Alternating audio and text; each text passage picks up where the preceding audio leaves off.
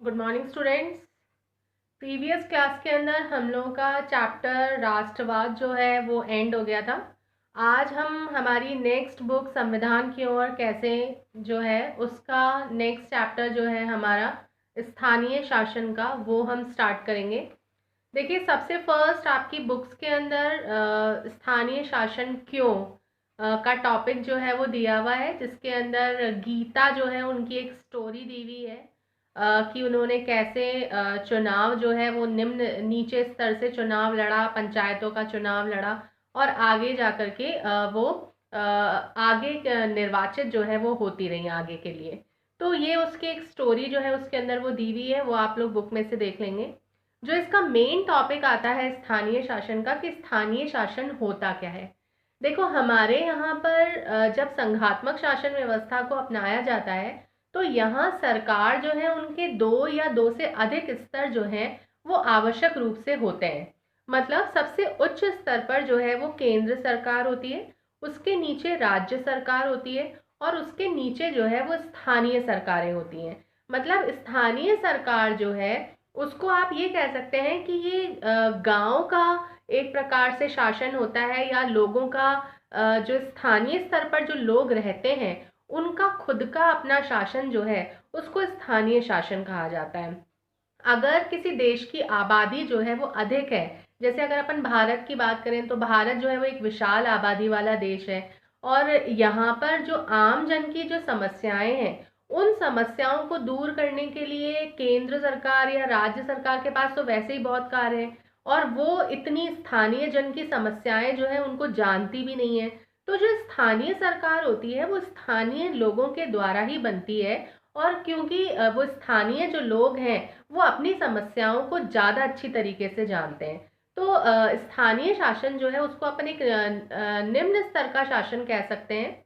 ये स्थानीय शासन की संस्थाएं वैसे तो अपने मामलों में स्वतंत्र होती हैं, लेकिन इन पर राज्य जो है उनका भी और केंद्र जो है उनका भी नियंत्रण जो है वो रहता है। तो बुक के अंदर जो स्टार्टिंग इसकी की हुई है वो यही है कि स्थानीय शासन क्यों। बट सबसे फर्स्ट आपको ये जानना जरूरी है कि स्थानीय शासन कहते किसको हैं। तो देखिए, ये इसके कुछ पॉइंट्स जो है वो मैंने मेंशन कर दिए हैं, आपकी बुक में पॉइंट टू पॉइंट नहीं दिया हुआ है, ये आप लोग लिखेंगे। इसको आप पूरा एज इट इज जो है वो नोट डाउन कर लेंगे आपकी कॉपी के अंदर। सबसे फर्स्ट जो है, गांव व जिला स्तर का जो शासन होता है उसको स्थानीय शासन कहते हैं। मतलब अभी मैंने आपको बताया कि सबसे टॉप मोस्ट पर केंद्र सरकार होती है, उसके नीचे राज्य सरकार होती है और उसके नीचे स्थानीय सरकारें होती हैं। ठीक है ना। तो कहने का तात्पर्य ये है कि ये गांव के और जिला स्तर का जो शासन होता है वो स्थानीय शासन कहलाता है। ठीक है। नेक्स्ट पॉइंट जो आता है इसका, वो आता है स्थानीय शासन का जो विषय है वो आम नागरिक की समस्याएं होती हैं और उसकी जो रोजमर्रा की जिंदगी है उससे रिलेटेड चीजें जो होती हैं, उनसे संबंधित जो भी समस्याएं होती हैं आम आदमी की स्थानीय जीवन से संबंधित समस्याएं, उनको दूर करने का कार्य स्थानीय शासन द्वारा किया जाता है।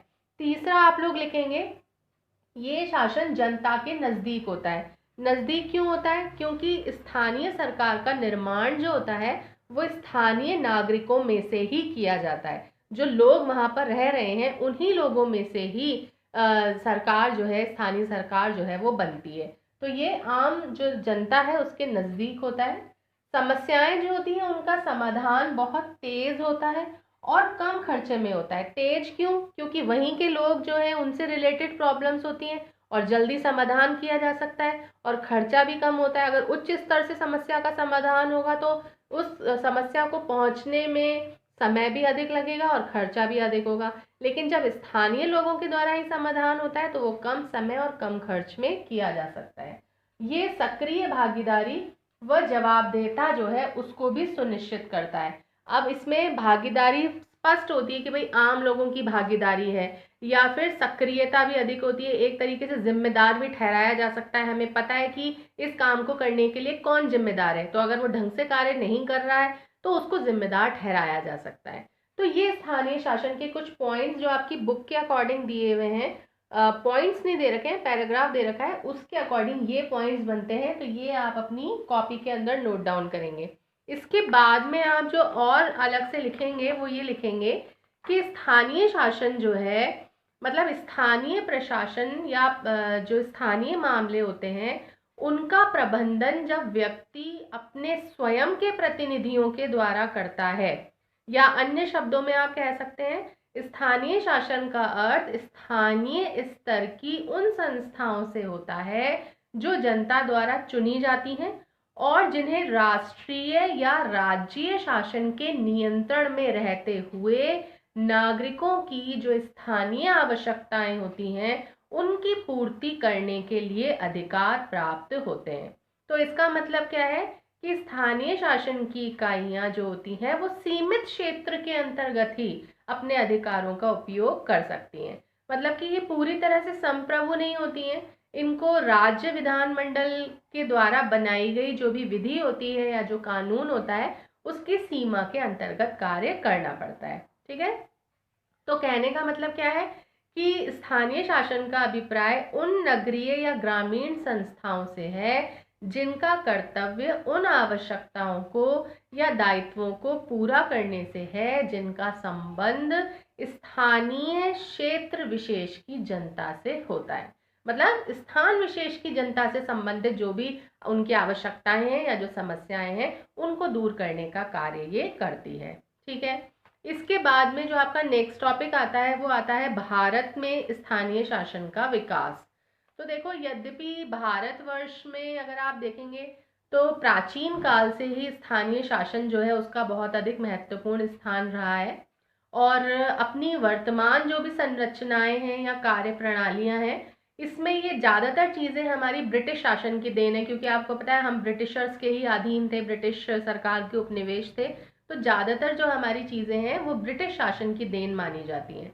और जो सबसे इम्पॉर्टेंट चीज़ आती है इसके अंदर वो ये आती है कि भारत के अंदर अगर अपन बात करते हैं स्थानीय शासन का जो विकास है उसकी, तो इसके जो जन्मदाता हैं वो माना जाता है लॉर्ड रिपन को।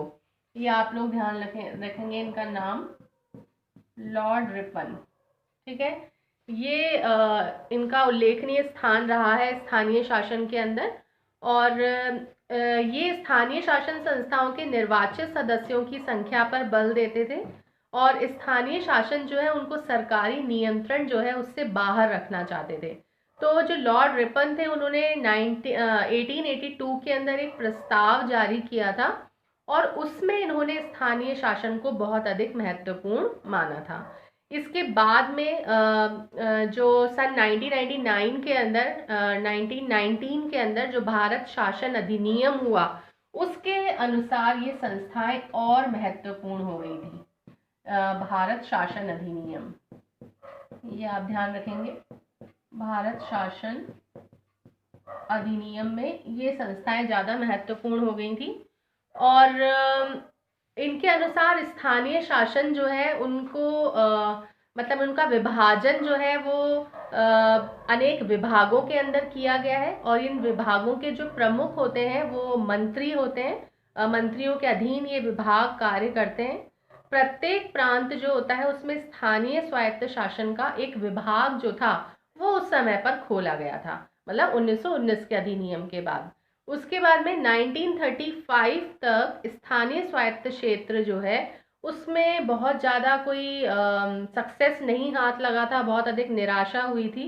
लेकिन भारतीय स्वतंत्रता संग्राम के समय में महात्मा गांधी जो थे उन्होंने आर्थिक और राजनीतिक विकेंद्रीकरण जो है उस पर बल दिया और इस उद्देश्य से ही ग्राम पंचायतें जो थी उनको मजबूत करने के प्रयास किए गए।